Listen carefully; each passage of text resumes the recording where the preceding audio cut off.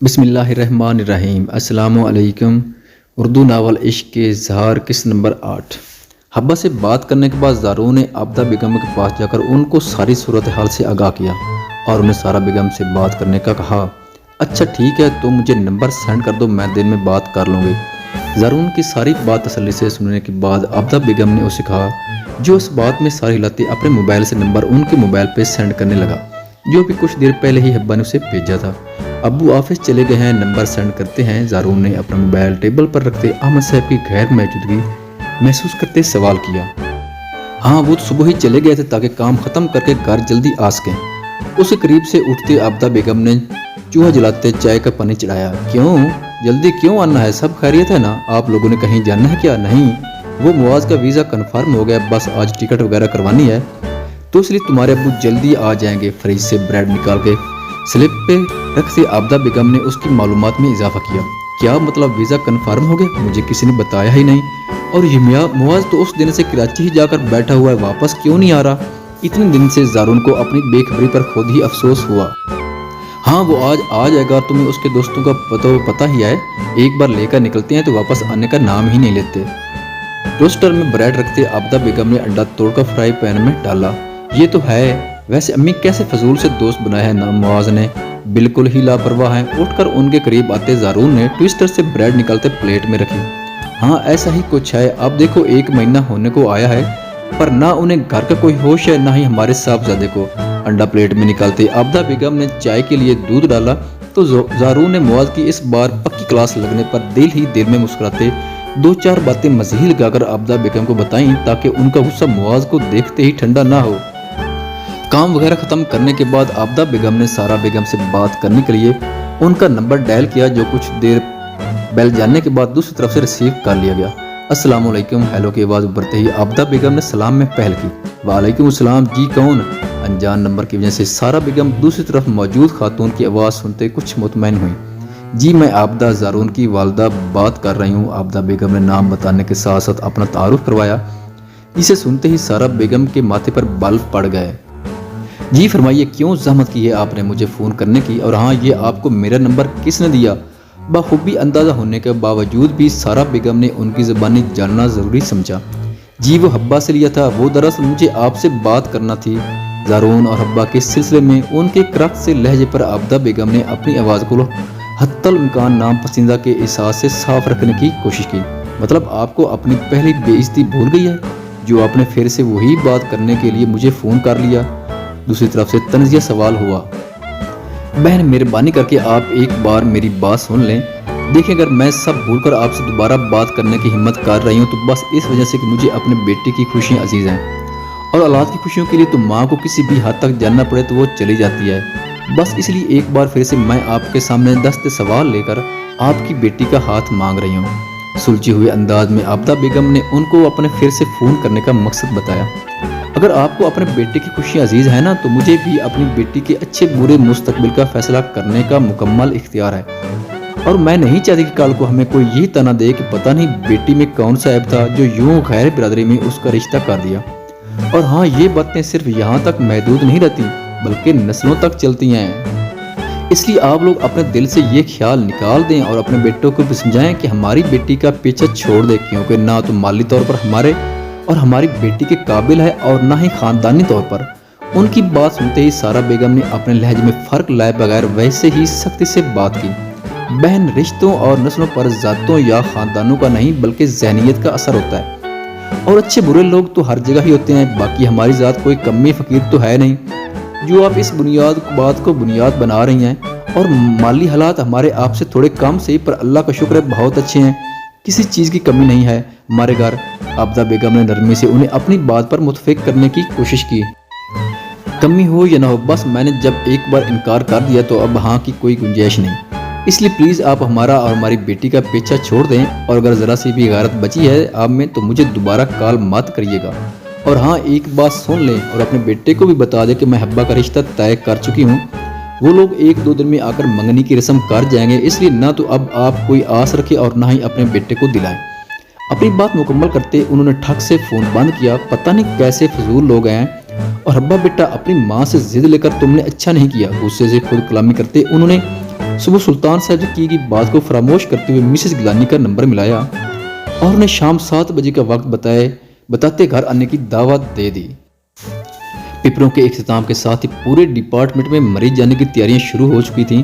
سبھی اپنے اپنے پرمیشن لیٹر جمع کروانے میں مصروف تھے۔ تابی نور نے بھی رابعہ کے کہنے پر آج گھر جاتے ہی ہمت کر کے ظہیر صاحب کے کمرے کا رخ کیا تاکہ ان سے اجازت لے سکیں۔ آ جائیں، اس نے دروازے پر دستک دی تو ظہیر صاحب نے اندر سے آواز لگائی، بابا آپ مصروف ہیں تو میں بعد میں آ جاؤں گی۔ کمرے میں داخل ہوتے ہی اس نے ظہیر صاحب کو اپنے حساب کتاب کے بارے میں رجسٹر میں لکھتا دیکھ کر کہا، نہیں آ جاؤ، میں تو ویسے ہی فارغ تھا تو سوچا اس مہینے کا حساب رجسٹر پر لکھ لوں۔ نور کو دیکھتے ہی انہوں نے اینک اتارتے اسے اپنے پاس بیٹھنے کا اشارہ کیا۔ ہاں بولو، کوئی بات کرنی تھی کیا؟ اس رجسٹر بند کرتے سائڈ ٹیبل پر رکھ کر انہوں نے نور کی جانب متوجہ ہوتے سوال کیا، جو دماغ میں بات کرنے کے لیے لفظ ترتیب دے رہی تھی۔ جی وہ بات نہیں کرنی، بس مجھے اجازت چاہیے تھی۔ کس بات کی اجازت؟ ظہیر صاحب نے سوالیہ نظروں سے اسے دیکھا۔ وہ بابا ہمارے ڈپارٹمنٹ کا ٹرپ جا رہا ہے مری، اور میرا بھی دل ہے کہ میں ساتھ جاؤں۔ ان کے گندے پر سر رکھتے نور نے مکھن لگانا ضروری سمجھا۔ جاننے کا کوئی مسئلہ نہیں، پر آپ کو پتہ ہے نا سفر میں آپ کی طبیعت خراب ہو جاتی ہے۔ ظہیر صاحب نے انکار کے بجائے اپنی فکر مندی کا اظہار کیا۔ بابا میں میڈیسن کھا لوں گی، اور اب تو میں بڑی ہو گئی ہوں، نہیں ہوگی طبیعت خراب، پلیز آپ مان جائیں نا۔ نور نے ان کی بات سنتے ہی سر اٹھاتے چہرے پہ معصومیت سجاتے اصرار کیا۔ نور بیٹا منانے کی بات نہیں ہے، میں بس آپ کو اتنا کہہ رہا ہوں کہ پہلے تو ہم ساتھ ہوتے، تمہاری طبیعت خراب بھی ہوتی تو ہم سنبھال لیتے ہیں، پر ایسے انجان لوگوں کے بیچ تمہیں کون دیکھے گا، اس لیے میرا نہیں دل مان رہا کہ تم جاؤ۔ اس کا سر واپس اپنے کندھے پر رکھتے ظہیر صاحب نے نرمی سے سمجھایا، بابا میری دوست ہے ساتھ، وہ بہت اچھی ہے، اور میں میڈیسن کھا لوں گی نا، سچ میں نہیں ہوگی میری طبیعت خراب، آپ پریشان نہ ہوں۔ نور نے ایک بار پھر سے انہیں قائل کرنے کی کوشش کی تو اس کے اصرار پر ظہیر صاحب نے اس بات میں سر ہلا دیا۔ ٹھیک ہے چلی جاؤ، پر ایک شرط پہ کہ تم اپنا بہت خیال رکھو گی۔ ظہیر صاحب نے اجازت دینے کے ساتھ ہی تاکید کی، پکا وعدہ میں اپنا خیال رکھوں گی اور میڈیسن بھی کھا کر جاؤں گی۔ تھینک یو بابا، آپ بہت اچھے ہیں۔ نور نے خوشی سے چہکتے ان کی گردن میں دونوں بازو ڈالے تو ظہیر صاحب نے اس کی پیشانی پر بوسہ دیا۔ بس اب زیادہ مکھن نہ لگاؤ، اور ٹرپ پر اور جاننا کب ہے؟ اسے خود سے الگ کرتے ظہیر صاحب نے سوال کیا۔ پرسوں جاننا ہے، اور میں آپ کو مکھن نہیں لگا رہی، بات تھوڑا سا پیار کیا ہے۔ ان کی بات کا جواب دیتے نور نے منہ بسورا تو ظہیر صاحب نے اس کے سر پر ہاتھ رکھا۔ ٹھیک ہے اٹھو اب، اور رضا کو کہو کہ اپنی ماما کو دیکھے کب سے ابراہیم کے گھر گئی ہوئی ہیں۔ ظہیر صاحب نے اس کے نخرے بڑھتے دیکھ کر کہا تو اس بات میں سر ہلاتے باہر کی جانب بڑھی۔ رضا کو جلاتی ہوں، پہلے بڑا کہہ رہا تھا کہ بابا آپ کو نہیں جاننے دیں گے۔ ظہیر صاحب کے کمرے سے نکلتے ہی نور نے رضا کی صبح کہی گئی بات کی نقل اتاری اور اس کے کمرے میں داخل ہوئی، جہاں وہ کانوں میں ہینڈ فری لگائے کوئی فلم دیکھنے میں مصروف تھا۔ رضا، نور نے اسے مخاطب کرنے کے ساتھ ہی اس کے ایک کان سے ہینڈ فری نکالی۔ اب بھی کیا مسئلہ ہے آپ کو؟ مجھے مووی دیکھنے دیں۔ رضا نے اسے دیکھتے ہی چڑھتے ہوئے کہا اور ہینڈ فری دوبارہ سے اپنی کان میں لگائی۔ میری بات تو سنو، بہت ضروری بات ہے۔ اب کی بار دونوں ہینڈ فری اس کے کان سے نکالتے نور نے آنکھوں میں تجسس لیے کہا، جی بولے۔ مووی کو پاز کرتے اس نے لیپ ٹاپ گوشت سے نکالتے بیڈ پہ رکھا۔ میں نے بابا سے ٹرپ پہ جانے کی بات کر لی ہے۔ اسے اپنی جانب متوجہ پا کر نور نے اپنی بات کا آغاز کیا۔ تو بابا نے کیا کہا؟ منع کر دیا ہے نا، میں نے تو پہلے ہی آپ سے کہا تھا۔ نور کی بات سننے سے پہلے ہی رضا نے اس کے چہرے پر سنجیدگی دیکھ کے اندازہ لگایا۔ مان گئے ہیں بابا، وہ بھی خوشی خوشی۔ اور یہ کون سا تم تھے جسے بابا کہیں جانے کے نام پر ڈانٹ کر اپنے کمرے سے نکال دیتے؟ نور نے چہرے پر مسکراہٹ سجاتے بتانے کے ساتھ ہی اس کے زخموں پہ نمک چھڑکا۔ آپ جھوٹ بول رہی ہیں نا؟ اس کی بات سن کے رضا کو حیرت کے ساتھ ساتھ دکھ بھی ہوا، کیونکہ ابھی ایک ہفتے پہلے جب اس نے کالج کے ٹرپ کے ساتھ جانے کی بات کی تو ظہیر صاحب نے اسے برے طریقے سے ڈانٹتے اپنی پڑھائی پر توجہ دینے کا کہتے انکار کر دیا تھا۔ نہیں میں کیوں جھوٹ بولوں گی، ابھی پرمیشن لیٹر پر دست کروا کے تمہیں دکھا دوں گی، اللہ کتنا مزہ آئے گا۔ اور ہاں تمہیں اپنی صبح والی بات یاد ہے نا کہ تم نے کہا تھا کہ اگر میں نے بابا کو منا لیا تو مجھے چاکلیٹ لے کر دو گے؟ نور نے اسے یاد نہیں کروائی۔ کون سی چاکلیٹ اور کون سی بات؟ میں نے تو ایسی کوئی بات نہیں کی۔ اور اب بھی آپ سفر میں زندہ بچیں گی تب ہی مزہ آئے گا نا آپ کو۔ رضا نے صدمے سے نکلتے اپنے دل کی بڑاس نکالی۔ ہائے اللہ رضا، باڑ میں جاؤ تم، اور کہتے ہوئے شکل اچھی نہ ہو تو انسان بات ہی اچھی کر لے، پر تم پیدائشی بدتمیز ہو۔ اور ہاں میں تمہیں ایسے اتنی آسانی سے اپنی بات سے مکرنے نہیں دوں گی۔ آنکھیں سکڑتے نور نے کشن اٹھا کے اسے رسید کیا۔ مکر نہیں رہا آپ، بس یہ بتا رہا کہ ابھی کل ہی میں نے آپ کے اوپر پورے 520 روپے خرچ کیے ہیں، اس لیے اب مجھ میں گنجائش نہیں۔ मजीद कि आपके नाज नखरे उठाने की। कुशन अपने सर के नीचे रखते रजा ने कुत्ताहट से जवाब दिया, ठीक है बाढ़ में जाओ तुम और दोबारा से अपनी असाइनमेंट खुद ही बनाना। रजा की बात को संजीदगी से लेते नूर ने अपनी तरफ से उसे धमकाया, तो ठीक है ना, आप भी वाशरूम और कमरे से छपुली खुद ही भगा लीजिएगा। रजा ने धमकी की परवाह किए बिना लापरवाही से कंधे उचकाए तो नूर ने उसे खा जाने की नजरों से घूरा, मैं तुम्हें पूछ लूंगी और इस बात का बदला तो लेकर ही रहूंगी। और हाँ, बाबा कह रहे थे कि मामा को इब्राहिम की तरफ से बुला लाओ। उसकी बात पर ज़ेर चलते नूर ने गुस्से और दुख के मिले जुले तासरात चेहरे पर सजाते उसे तंबीह करते जहरी साहब का पैगाम दिया और उसकी कोई बात सुने बगैर कमरे से निकल गई। उफ, अल्लाह ने एक ही बहन दी, वो भी नक चढ़ी सड़ियल। पास पर लैपटॉप को एक नज़र देखते रजा ने उसे बंद किया और खुद कलामी करते नायला बेगम को बुलाने की घर से उठकर कमरे से बाहर निकल गया। यार क्या मुसीबत है, मैंने एक बार कह दिया ना कि मुझे कहीं नहीं जाना, तो क्यों जिद कर रहे हैं। इस बार ज़ारून ने उकताहट से अरहम को बेड से धक्का दिया जो पिछले 2 घंटों से उसके कमरे में धरना दिए बैठा था। तौबा क्या ज़माना आ गया, दोस्त ही दोस्त को धक्के देकर अपने कमरे से निकाल रहा है। अपनी कमर पर हाथ फेरते अरहम ने एक दुख भरी नजर ज़ारून पे डाली, तो दोस्त शरफ की ज़बान समझ ले और खामोशी से अपने घर चला जाए, क्योंकि मैं दोस्त को मजीद अपने कमरे में बर्दाश्त नहीं कर सकता, जो पिछले 2 घंटे से मेरे सर पे सवार हमारे फ्रिज में मौजूद हर चीज़ का सफाया कर चुका है। ज़ारून ने उसके ड्रामा बजे तंग आते बेड पर बिखरी चीज़ें और प्लेटों को देखा। ज़ारून, तुम्हें अल्लाह पूछे तुम कब से मेरे खाने पीने पर नजर रखे बैठे हो, हद हो गई है। मैं तो तुम्हें दोस्त सुनता पर तुम तो आस्तीन के सांप निकले, वो भी डसने वाले। लफ्जों को चबाते अरहम ने उसे ताना मारा जो अब बेड की बैग से टेक लगाए बैठा था। अच्छी बात है, समझ आ गई है, तो अब अगर जरा सी शर्म बाकी है तो अपने घर दफा हो जाओ और मेरी जान छोड़ दो। अपना मोबाइल उठाते ज़ारून ने बाकायदा उसके सामने हाथ जोड़े, नहीं जाऊंगा, जब तक तुम मान नहीं जाते मैं कहीं नहीं जाऊंगा। और रही शर्म की बात, तो मैं पैदाशी बेशर्म हूँ, ऐसी छोटी मोटी बातों का मुझ पर कोई असर नहीं होता। लापरवाही से कंधे उचकाते वो अपनी डटाई बरकरार रखते हुए वापस बेड पर लेट गया। तो बैठे रहो, नजरें मोबाइल की स्क्रीन पर मरकूज रखते ज़ारून ने उसकी किसी भी बात का असर लिए बगैर जवाब दिया, मैं सारी रात यहीं रहूंगा और ऐसे तुम्हारी नाक में दम करके रखूंगा। अरहम ने फिर से धमकी दी, तो रह लो, मैंने कब मना किया। ज़ारून ने फिर से बेइतनाई बरती तो अरहम ने एक ठंडी आहट भरी, यार क्या है मान जाओ। अब लहजे को संजीदा करते अरहम ने एक बार फिर से उसकी मिन्नत की, यार मुझे नहीं जानना और मरी तो बिल्कुल भी नहीं, क्योंकि एक ही जगह को बार बार देख के मैं बोर हो चुका हूँ। और कौन सा हमारा डिपार्टमेंट जा रहा है जो हम साथ जाएं। ज़ारून ने इनकार के साथ एक ठोस वजह पेश की, हमारा डिपार्टमेंट नहीं भी जा रहा तो भी हम लाजमी जाएंगे, क्योंकि मेरी मुतवक्का बीवी भी जा रही है और उसकी हिफाजत करना मेरी जिम्मेदारी है। अरहम ने एक अज़म से कहा, तो वो तुम्हारी मुतवक्का बीवी है, मेरी नहीं जो मैं साथ जाऊँ। ज़ारून, या बेमुरवत ना बनो, देखो मेरी बीवी के बगैर तो गुजारा हो जाएगा, पर तुम्हारे बगैर ना तो मेरा गुजारा होना और ना ही मुझे मज़ा आना, इसलिए प्लीज़ मान जाओ। उसे मक्खन लगाते अरहम ने मनाने की कोशिश की, यार तुम चले जाओ पर प्लीज़ अल्लाह का वास्ता मुझे बख्श दो। ज़ारून ने उसकी मुसलसल चलती ज़बान से तांग आते हाथ जोड़े, जा बच्चा बख्श दे तुम्हें, बाबा तुझे दुआ देता है कि तू सदा सुहागन रहे, तेरा घर हमेशा आबाद और कायम रहे। ज़ारून की बात सुनते ही अरहम ने उसके सर पर हाथ रखते दुआ दी, तुम बाज नहीं आओगे। उसका हाथ हटाते ज़ारून बेसख्ता मुस्कुराया, हाय लड़की मान गई। उसके मुस्कुराते ही अरहम ने बेड के ऊपर ही खड़े होते भंगड़ा डाला, मैं कब मानी, उफ मेरा मतलब माना, अभी भी माने जब मुस्कुराए। वो बड़े बुजुर्ग कहते हैं लड़की का मुस्कुराना उसका इकरार ही होता है। बेड से नीचे छलांग लगाते अरहम ने अपनी जैकेट उठाई, बकवास बंद करो, मैं लड़की नहीं हूँ। अपना गुस्सा बरकरार रखते ज़ारून ने उसे आंखें दिखाई, लड़की नहीं हो पर मान तो गए ना, बस अब तैयारी कर लेना, मैंने तुम्हारी पेमेंट कर दी थी। जैकेट पहनते उसने ज़ारून को मालूमात में इजाफा किया, जो अब खामोशी से बैठा इस बात में सर हिला चुका था। और हाँ, मुझे ये बात याद रहेगी, और बेटा कोई नहीं, तुम पे भी ये वक्त आना है जब अपनी महबूबा से मिलने के लिए तुम मेरी मिन्नतें करोगे। जाते जाते वो पलटकर ज़ारून को धमकी देना नहीं बोला, अल्लाह ना करे मुझ पे कभी ये वक्त आए, और हाँ मेरे लिए एक नसीहत ही काफ़ी थी। ज़ारून ने मुस्कुराते हुए उसे उठकर दरवाजे से बाहर निकालते दरवाज़ा बंद किया। जो उसकी बात सुनते फिर से बैठने का सोच रहा था, बाढ़ में जाओ तुम। बाहर से दरवाजे पर पाँव मारते अरहम ने उसकी हरकत का गुस्सा निकाला, तुम भी। ज़ारून ने अंदर से आवाज़ लगाते हिसाब बराबर किया। तो अरहम फिर किसी वक्त उस बात का बदला लेने का सोचते सीढ़ियाँ उतरते बाहर की जानिब बढ़ा। अम्मी, मैं किसी के सामने ट्रे लेकर पेश नहीं होंगी, और मैंने आपको सुबह भी बताया था कि मैं ज़ारून के अलावा किसी से शादी नहीं करूँगी।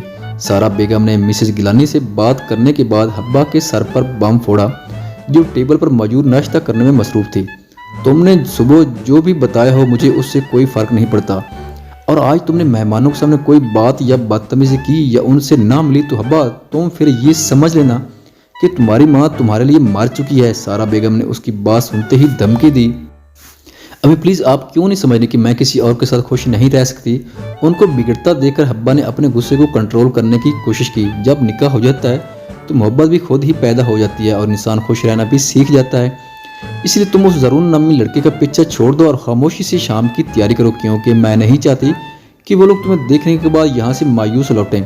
اپنا فیصلہ سناتے سارہ بیگم نے حبا کی کوئی بھی بات نہیں سنی اور شرف کو اپنے کمرے میں آنے کو کہتے وہاں سے چلی گئیں۔ امی میں آپ کو اس کے لیے کبھی معاف نہیں کروں گی۔ پلیٹ کو ہاتھ مارتے حبا نے آنکھوں میں نمی لیے بے بسی سے کہا اور اٹھ کر اپنے کمرے کی جانب بڑھی تاکہ سلطان صاحب کو فون کر کے سارہ بیگم کے رویے اور ارادوں کے بارے میں آگاہ کر سکے۔ کمرے میں آتے ہی اس نے سلطان صاحب کا نمبر ڈائل کیا جو تیسری بیل پر انہوں نے ریسیو کر لیا۔ ابو کہاں ہیں آپ؟ دوسری طرف ہیلو کی آواز ابھرتے ہی حبا نے سلام دعا کے بغیر سوال کیا۔ میں آفس میں ہوں، کیوں خیریت؟ اپنے سامنے موجود فائل کو بند کرتے سلطان صاحب کو اس کی آواز سے کسی غیر معمولی بات کا احساس ہوا۔ ابو پلیز آپ فوراً گھر آ جائیں، اب کی بار حبا نے روتے ہوئے ان سے درخواست کی۔ ابا میری جان ہوا کیا ہے اور تم رو کیوں رہی ہو؟ سب خیریت ہے نا؟ اپنی کرسی سے اٹھتے سلطان صاحب نے بے چینی سے ایک ہی سانس میں کئی سوال کیے۔ کچھ بھی ٹھیک نہیں ہے ابو، پتہ نہیں امی کو کیا ہو گیا، کیوں وہ میری خوشیوں کے پیچھے پڑی ہیں۔ میں نے انہیں منع بھی کیا ہے پر انہوں نے اپنے کسی دوست کو ان کے بیٹے کے ساتھ گھر بلا لیا ہے۔ بس پلیز آپ جلدی گھر آ جائیں اور امی کو سمجھائیں۔ ابا نے اپنے آنسو صاف کرتے اٹکتے ہوئے ساری بات سلطان صاحب کو بتائی، جو خود بھی ان کی بات سن کر حیران و پریشان تھے، کیونکہ ابھی صبح ہی تو سارہ بیگم نے ان لوگوں کو کچھ دن روکنے کی بات کی تھی۔ اچھا تم پریشان نہ ہو، میں بس کچھ دیر میں گھر پہنچتا ہوں۔ اسی تسلی دیتے سلطان صاحب نے فون بند کرتے اپنا ویلٹ اٹھایا اور باہر کی جانب بڑھے تاکہ جلد از جلد گھر پہنچ کر اس معاملے پر سارہ بیگم سے بات کر سکیں۔ سلطان صاحب گھر پہنچے تو سارہ بیگم اپنے کمرے موجود تیار ہونے میں مصروف تھیں۔ شرف بیگم صاحبہ کہاں ہے تمہاری؟ سلطان صاحب نے آتے ہی اس سے پوچھا جو ڈرائنگ روم کی صفائی کر رہا تھا۔ سلام صاحب، وہ بیگم صاحبہ تو کمرے میں ہیں، ہاتھ ماتھے تک لے جاتے شرف نے سلام کرنے کے ساتھ ہی ان کی بات کا جواب دیا، جو اس کی بات سنتے ہی اپنے کمرے کی جانب بڑھے۔ سلطان آپ اتنی جلدی آ گئے؟ ویسے اچھا ہی ہوا آپ خود ہی آ گئے، میں ابھی آپ کو فون ہی کرنے والی تھی۔ سلطان صاحب کو اس وقت گھر پر دیکھ کر سارہ بیگم کو کافی حیرت ہوئی، جسے نامحسوس طریقے سے انہوں نے اپنی مسکراہٹ میں چھپایا۔ مجھے کیوں فون کرنے والی تھیں اور یہ آپ کہیں جا رہی ہیں کیا؟ ان کی تیاری کو دیکھتے سلطان صاحب نے حبا سے ہوئی بات کا کوئی بھی تاثر دیے بغیر صوفے پر بیٹھتے اپنے شوز اتارے۔ نہیں جا تو نہیں رہی، بس گھر میں کچھ مہمان آ رہے ہیں اسی لیے تیار ہوئی ہوں۔ ڈریسنگ ٹیبل سے برش اٹھا کر اپنے بالوں میں پھرتے انہوں نے سلطان صاحب سے نظریں ملائے بغیر بتایا۔ کون سے مہمان؟ ہاتھ روک کر انہوں نے سوالیہ نظروں سے انہیں دیکھا۔ صبح میں نے آپ کو کچھ مہمانوں کے آنے کا بتایا تھا نا، بس وہی لوگ آ رہے ہیں حبا کو دیکھنے۔ برش واپس رکھتے انہوں نے اپنے ٹاپس اٹھا کر پہنے۔ مطلب آپ نے تو کہا تھا کہ آپ ابھی کچھ دن کے لیے ان لوگوں کو منع کر دیں گے، پھر یہ اچانک؟ اٹھ کر ان کے قریب آتے سلطان صاحب نے اپنی بات کو ادھورا چھوڑا۔ بس میں نے منع کیا تھا پر مسز گیلانی نہیں مانی اور بار بار ایک نظر حبا کو دیکھنے پر اصرار کرنے لگی تو میں انکار نہیں کر پائی۔ گلے میں چین پہنتے انہوں نے من گھڑت کہانی سلطان صاحب کو سنائی۔ آپ جانتی ہیں نا کہ حبا اس بات پر بالکل بھی تیار نہیں ہوگی اور آپ ایسے زور زبردستی کر کے بات کو مزید خراب کر لیں گی۔ جوان اولاد ہے، اپنے منہ زور ہو کر کوئی فیصلہ کر لے تو ہم کسی کو منہ دکھنے کے قابل نہیں رہیں گے۔ سلطان صاحب نے اپنے خدشے کا اظہار کرتے ساتھ انہیں بھی خبردار کیا، منہ دکھانے کے قابل تو ہم اس کی بات مان کر بھی نہیں رہیں گے، اس لیے آپ پریشان نہ ہو، میں نے حبا سے بات کر لی ہے اور پلیز اب آپ اپنی بیٹی کی سائیڈ لے کر میرا موڈ خراب مت کریے گا۔ سلطان صاحب کو کچھ بولنے کے لیے منہ کھولتا دیکھ کر سارہ بیگم نے فٹ سے ٹوکا۔ سارہ اس میں موڈ خراب کرنے کی بات نہیں ہے، بس میں تمہیں اتنا سمجھانا چاہ رہا ہوں کہ ہم زبردستی کریں گے تو حبا کوئی الٹا سیدھا قدم نہ اٹھا لے، اور تم سمجھتی کیوں نہیں ہو کہ یہ زور زبردستی کے رشتے صرف چند دن ہی بمشکل چل پاتے ہیں، اور اگر بالفرض دو فریق اس رشتے کو نبھانے کا سوچ بھی لیں تو بس وہ سمجھوتے کے علاوہ کچھ نہیں ہوتا، اور سمجھوتے سے رشتے تو چل جاتے ہیں پر زندگیاں نہیں۔ تم کیا چاہتی ہو کہ ہماری بیٹی ساری عمر ہماری خوشی کے لیے سمجھوتا کر لے؟ دیکھو سارا ٹھنڈے دماغ سے سوچو، ذات کا فرق کوئی معنی نہیں رکھتا، اور ہو سکتا ہے ہماری بیٹی کی پسند اس کے حق میں ہماری پسند کی گئے لڑکے سے کہیں زیادہ بہتر ثابت ہو، اس لیے بعد میں پچھتانے سے بہتر ہے کہ تم ابھی اس ذات پات اور دولت کے فرق کو فراموش کرتے سکون سے فیصلہ کرو جو نہ صرف حبا کے بلکہ ہمارے حق میں بھی بہتر ہو۔ ان کو دونوں کندھوں سے تھامتے سلطان صاحب نے دلیلیں دیتے سمجھانے کی کوشش کی۔ میں فیصلہ کر چکی ہوں، اگر حبا کو اپنی مرضی کرنی ہے تو وہ مجھے ہمیشہ کے لیے بھول جائے، میں اس کا اپنے آپ سے اور اس گھر سے ہر رشتہ ختم کر دوں گی۔ ان کے ہاتھ ہٹاتے سارا بیگم نے کرخت لہجے میں کہا اور انہیں تیار ہو کر باہر آنے کا کہتے خود انتظامات دیکھنے چلی گئیں۔ اللہ کس مصیبت میں پھنس گیا ہوں میں، ماں کو سمجھاتا ہوں وہ نہیں سنتی، اور بیٹی اپنی ضد پر قائم ہے۔ ان کے جاتے ہی سلطان صاحب سے اپنا سر دونوں ہاتھوں سے تھاما، جو آنے والے وقت کا سوچ کر ہی چکرانے لگا تھا۔ یہ جلاد بھی ہمارے ساتھ جگہ۔ نور نے بس میں بیٹھتے زارون کو اپنے ساتھ والی سیٹ پر آرام کے ساتھ بیٹھا دیکھ کر رابعہ کے کان میں سرگوشی کی۔ نور شرم کرو، تم ایک اچھے خاصے ہینڈسم انسان کو جلاد بول رہی ہو۔ ایک نظر زارون کو دیکھتے جو بلو جینز کے اوپر سفید شرٹ پہنے، شفاف چہرے پر سلیقے سے سیٹ کیے بالوں میں عام دنوں کی نسبت کہیں زیادہ اچھا لگ رہا تھا۔ رابعہ نے اسے ٹوکا، جو اس کی بات سنتے ہی مسکرانے لگی۔ ہینڈسم اور یہ بندہ رہا، شکل دیکھی ہے تم نے اس کی، ایسے جیسے ابھی ابھی بیوی سے مار کھا کر آیا ہو۔ اپنے بیگ سے چاکلیٹ نکالتے اس نے ایک بار پھر سے رابعہ کی بات کو رد کیا۔ نور ہمارے لیے بھی کچھ کھانے کو لائی ہو یا اکیلے اکیلے ہی سب کھانے کا ارادہ ہے؟ ارہم نے اسے چاکلیٹ کا ریپر کھولتے دیکھ کر سوال کیا۔ بریانی لائی ہوں آپ کے لیے، وہ بھی ماما سے بنوا کے۔ آپ کو پتا ہے ارہم بھائی، میری ماما بہت مزے کی بریانی بناتی ہیں۔ نور نے جواب کے ساتھ پوری تفصیل ارہم کو بتائی۔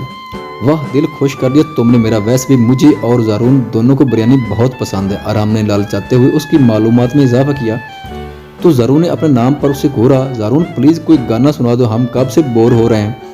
پچھلی سیٹ پر بیٹھے ایک لڑکے نے اس سے فرمائش کی جو ان کے ساتھ ہی پروگرامنگ سیکھ رہا تھا۔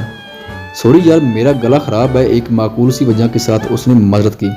زارون یار پلیز تھوڑا سا سنا دو، سچ میں ہم لوگ کافی بور ہو رہے ہیں۔ اس کی بات سنتے ایک اور لڑکے نے اصرار کیا۔ ثاقب یار سچ میں میرا گلا خراب ہے۔ زارون نے اس کے اصرار پر ایک بار پھر سے انکار کیا تو ارہم جلدی سے اٹھ کر کھڑا ہوا۔ میرے بھائیو، آپ لوگ کیوں اس ناکچڑے انسان کی منتیں کر کے اپنا قیمتی وقت برباد کر رہے ہو؟ اور آپ کو گانا سننا ہے نا تو میں کس مرض کی دوا ہوں؟ ارہم نے بلند آواز میں کہتے ان سب کے سامنے اپنا سر خم کیا اور گلا کھنکھارتے ہوئے خود کو سر لگانے کے لیے تیار کیا۔ دل دے دے دیا ہے، جان تجھے دیں گے۔ ارہم نے گانا شروع کیا تو رابعہ سمیت سب اسٹوڈنٹس نے اپنے کانوں پہ ہاتھ رکھا اور زارون نے اٹھ کر ارہم کے منہ پہ بس کرو اتنا ہی بہت ہے اسے واپس اپنے ساتھ سیٹ پر بٹھاتے زارون نے ہاتھ ہٹایا۔ کیا مسئلہ ہے تمہیں؟ مجھے پتا ہے تم میری سرگی آواز سے جلتی ہو۔ ایک بار پھر سے کھڑے ہوتے ارہم نے سر لگانے کی کوشش کی تو پچھلی سیٹ پر بیٹھے لڑکے نے اس کے منہ پر ہاتھ رکھا۔ ارہم بھائی آپ کی مہربانی اپنی سریلی اور قیمتی آواز واش روم میں گانے کے لیے سنبھال کر رکھیں، کیونکہ ہمارے ناظرین آپ کی خوبصورت آواز کے جادو کو برداشت نہیں کر پا رہے۔ اس لڑکے نے بڑی عزت کے ساتھ ارہم کی بے عزتی کی۔ باڑ میں جاؤ تم سب، اس کا ہاتھ ہٹاتے ارہم نے غصے سے اسے پیچھے سیٹ پر دھکا دیا اور سب کے کہہ کے لگانے پر واپس اپنی سیٹ پر بیٹھ گیا۔ اب میری اتنی بھی بری آواز نہیں جتنے تم لوگ سمجھ رہے ہو۔ زارون اور رابعہ کو بھی مسکراتا دیکھ کر ارہم نے دانت پیسے، بری نہیں بلکہ بہت بے سری آواز ہے تمہاری، کیوں رابعہ؟ زارون نے اس کے ناراض چہرے کو دیکھتے مزید عزت افزائی کرتے رابعہ سے تصدیق چاہی، جس نے فوراً ہی اس بات میں سر ہلایا۔ تم دونوں ہو ہی بے مروت اور باقی سب ہنسے، مجھے اتنا دکھ نہیں ہوا جتنا تم دونوں کے ہنسنے پر ہوا ہے۔ خفگی سے کہتے اس نے نور کی جانب دیکھا جو خاموشی سے بیٹھی تھی۔ ارہم بھائی میں نہیں ہنسی اور یہ لوگ بے مروت ہیں میں نہیں۔ اسے اپنی جانب دیکھتا پا کر نور نے فوراً اسے وضاحت دی۔ ہاں مجھے معلوم ہے میری بہن ان جیسی بدتمیز نہیں۔ نور کی بات سنتی ہی ارہم کو کچھ ہمت ملی، پر ارہم بھائی گانا میں بھی آپ کا نہیں سنوں گی، کیونکہ میرے بابا نے مجھ سے وعدہ لیا کہ میں اپنا خیال رکھوں گی، اور آپ کی بات سننے کے بعد تو میں نے بھی بے ہوش ہونا ہوا تو ہو جانا ہے، اس لیے پلیز آپ غصہ مت کریے گا۔ نور نے اپنی معصومیت برقرار رکھتے ہوئے اس کو اپنی مجبوری بتائی تو زارون اور رابعہ ارہم کی رونے والی شکل دیکھتے زور سے ہنسے۔ باڑ میں جاؤ تم سب، نور کی بات سنتے ہی ارہم نے غصے سے کہا اور ان کے پاس سے اٹھ کر آگے جانے لگا۔ جب زارون نے اس کا ہاتھ پکڑ کر اسے روکا، اچھا بس آپ ناراض نہ ہو، جو ہونا تھا ہو چکا، اور وہ کہتے ہیں نا آئی کو کون رو سکتا ہے، بس یہی سمجھو کہ عزت افزائی کا وقت تمہارا تھا، آ گیا۔ باڑ میں جاؤ تم اور ڈوب مرو جا کر، شرم نہیں آتی دوست کی بے عزتی پر مزید مسالہ چھڑکتے؟ اس کا ہاتھ چھڑکتے ارہم نے شکوہ کیا تو زارون نے اس کے کندھے پر بازو رکھا۔ اچھا نہ سوری، دوبارہ سے میں مسالہ نہیں چھڑکوں گا بلکہ مرچیں چھڑکوں گا، وہ بھی سرخ۔ دائیں آنکھ دباتے زارون نے اسے مزید تپایا۔ زارون تم نے میرے ہاتھوں قتل ہو جانا ہے۔ ہاتھ اس کے گلے کی جانب بڑھاتے ارہم نے اپنی مسکراہٹ چھپائی۔ اچھا نا اب زیادہ جذباتی مت ہو اور موڈ ٹھیک کرو اپنا۔ زارون نے اس کے ہاتھ اپنی گردن سے ہٹاتے ہوئے کہا، ہم ایک شرط پر کروں گا موڈ ٹھیک۔ کیسی شرط؟ یہی کہ تم میرا پسندیدہ گانا سنا کر مجھے مناؤ گے۔ वो भी अभी और इसी वक्त, और साथ मुझे कुछ देर राबिया के साथ बैठकर बातें करने का मौका भी फराहम करोगे। आराम ने बड़ी चालाकी के साथ अपना मतलब निकाला। ठीक है, गाना मैं सुना देता हूँ, पर राबिया के साथ बैठने का मौका फराहम करना मेरे बस में नहीं, उसके लिए तुम्हें खुद ही कुछ सोचना पड़ेगा। उसकी बात समझे बगैर ही ज़ारून ने लापरवाही से कहा, ठीक है, बस तुम मेरी मदद कर देना थोड़ी सी। उसके कान में घुसते आराम ने अपनी बात कही। अच्छा ठीक है, कर दूंगा। उसके शैतानी दिमाग में चलते इरादों से बेखबर ज़ारून ने इस बात में सारी लाया। ठीक है, अब सुनाओ गाना। आराम ने अपने मकसद की तकमील पर मुस्कुराते हुए दूसरी जानिब देखा, जहाँ राबिया किसी से फ़ोन पर बात कर रही थी और नूर बार बार ऊँगते हुए खुद को सोने से रोकने की कोशिश में मसरूफ़ थी। मेरी किस्मत के हर एक पन्ने पे, मेरे जीते जी बात मरने के, मेरी हर एक कल हर एक लम्हा में तू लिख दे मेरा उसे। हर कहानी में, सारे किस्सों में, दिल की दुनिया के सच्चे रिश्तों में, जिंदगानी के सारे हिस्सों में तू लिख दे मेरा उसे। ऐ खुदा जब बना उसका ही बना, ऐ खुदा जब बना उसका ही बना। ज़ारून की आवाज़ कानों में पड़ते ही जहाँ सब उसकी जानिब मुतवज्जा हुए, वहाँ राबिया ने भी रेहाना बेगम को कुछ देर बाद बात करने का कहते फ़ोन बंद किया और नूर भी नींद के झोंके से बेदार होते सीधी होकर बैठी। उसका हूँ, इसमें हूँ, उससे हूँ, उसी का रहने दे, मैं तो प्यासा हूँ। वो दरिया जीने का मेरे, मुझे घर दे, गली दे, शहर दे। गाने के इख्तिताम पर हर तरफ तालियों की गूंज पर ज़ारून ने आंखें खोलते ही अरम को अपनी जानिब मुतवज्जा पाया, जो उसके चेहरे पर लिखे दर्द को पढ़ने की कोशिश कर रहा था। उफ ज़ारून, तुम बहुत अच्छा गाते हो। सबसे पहले राबिया ने उसकी तारीफ की, जिस पर उसने बस मुस्कुराने पर इक्तफा किया। वाकई बहुत अच्छा गाना है ज़ारून। एक और लड़के ने राबिया की बात की तायद की तो आराम ने ज़ारून के चेहरे से नजरें हटाते पीछे की जानिब पलटकर उसे घूरा। सॉरी आराम भाई, मैंने तो वैसे ही तारीफ की थी, बस। उसके देखते वो लड़का समझ चुका था, तब भी उसने फौरन से मदद की। तारीफ करनी है तो सीधे सीधे करो, किसी की बात को पकड़कर नहीं। और राबिया, तुम शर्म करो, अपने मुतवक्का शोहर को छोड़कर तुम इस रील की तारीफ कर रही हो। उस लड़के को अपनी बात समझाते आराम ने राबिया को आड़े हाथों लिया, जो सबके सामने मुतवक्का शोहर की बात सुनते ही शर्म से लाल होते बस उसे आंखें दिखाते खामोश हो गई। ज़ारून, वैसे सच में तुम अच्छा गाते हो। क्यों नूर? आपकी बार आराम ने तारीफ करते नूर से तस्दीकी चाहिए, जो काफ़ी देर से खामोश थी, सो गई है। थोड़ा पीछे होते उसने अपने साथ वाली सीट की जानिब इशारा किया, जहाँ वो बिल्कुल बेसूद होकर सो रही थी। ये जब से बैठी है ऐसे ही कुछ देर बाद सो क्यों जाती है? उसके हाथों ज़ारून की होने वाली मुतवक्का बेइज्जती पर आराम ने बाद मज़ा होते पूछा, तबीयत ख़राब होती है, सफ़र में चक्कर आते हैं, वोमिट होने लगती है, इसलिए सफ़र करने से पहले मेडिसिन खाई थी इसने, और मुझे लगता उन्हीं मेडिसिन का असर है। राबिया ने ज़ारून को अपने मोबाइल में मसरूफ़ देखकर आराम को पूरी तफसील बताई। उफ, एक तो मेरी बहन मेरी ही तरह नाजुक मजाज है, पर उसके सोने का हमें काफ़ी फ़ायदा हो सकता है अगर ज़ारून चाहे तो। राबिया से बात करते करते आराम ने उसकी तरफ देखा, जो बज़ाहिर खुद को मसरूफ़ सहर कर रहा था। वो कैसे? राबिया ने तजस्सुस से पूछा तो आराम ने उसे चुप रहने का इशारा करते अपना रुख ज़ारून की जानिब किया। ज़ारून, यार प्लीज़ मेरी मदद करो। उसके कान से हैंड फ्री निकालते आराम ने कहा, जो उसने उसे अपनी जानिब मुतवज्जा होता देखकर कान में लगा ली थी। कैसी मदद? प्लीज़ तुम वहाँ कुछ देर राबिया की जगह पर जाकर बैठ जाओ। कहाँ? उस मासूम चुड़ैल के साथ? नहीं, मैं नहीं बैठूंगा। उसकी बात मुकम्मल होने से पहले ज़ारून ने उसका मफहूम समझते फट से जवाब दिया, प्लीज़ यार, तुमने अभी कुछ देर पहले कहा था कि तुम मेरी मदद करोगे। आराम ने उसे याद दहानी करवाई। मदद कहा था, ये नहीं कहा था कि तुम्हारी खातिर मैं मौत के कुएं में छलांग लगा दूंगा। उसकी बात सुनते ही ज़ारून ने जर्जर लेते जवाब दिया, प्लीज़ यार, वो तो सुई है, उसने तुम्हें क्या कहना है? उसके साथ में हाथ जोड़ते आराम ने उसकी एक बार फिर से मिन्नत की तो ज़ारून ने उसकी बात पर नज़रसानी करते नफ़ी में सारी लाया, यार अगर वो उठ गई ना तो तुम्हारे साथ साथ वो मेरा भी कीमा बना देगी। ज़ारून ने फिर से अपने खदशे का इजहार करते इनकार किया। कुछ नहीं कहती, बस तुम उठो, मैं हूं ना, अगर खुदा न खास्ता वो उठ भी गई तो मैं सब संभाल लूंगा। आराम ने उसे यकीन दहानी करवाते अपना रुख राबिया की जानिब किया, जो कब से उन्हें आपस में कोई खिचड़ी पकाता देख रही थी। राबिया, तुम इधर आ जाओ मेरे साथ। आराम ने उसकी जानिब देखते आवाज़ धीमी रखते हुए कहा, नहीं, मैं यहाँ ही ठीक हूँ। ज़ारून पर नज़र पड़ती राबिया ने फौरन ही इनकार किया, तुम आती हो या मैं घर फ़ोन कर बताऊं कि मैं भी तुम्हारे साथ मरी जा रहा हूँ? आहिस्ता आवाज़ में उसे धमकी देते आराम ने साथ ही अपने चेहरे पर मुस्कुराहट सजाई, जिसे खूनखार नजरों से देखते राबिया अपनी जगह से उठी और फिर ज़ारून को भी चारों ने चार अपनी जगह छोड़नी पड़ी।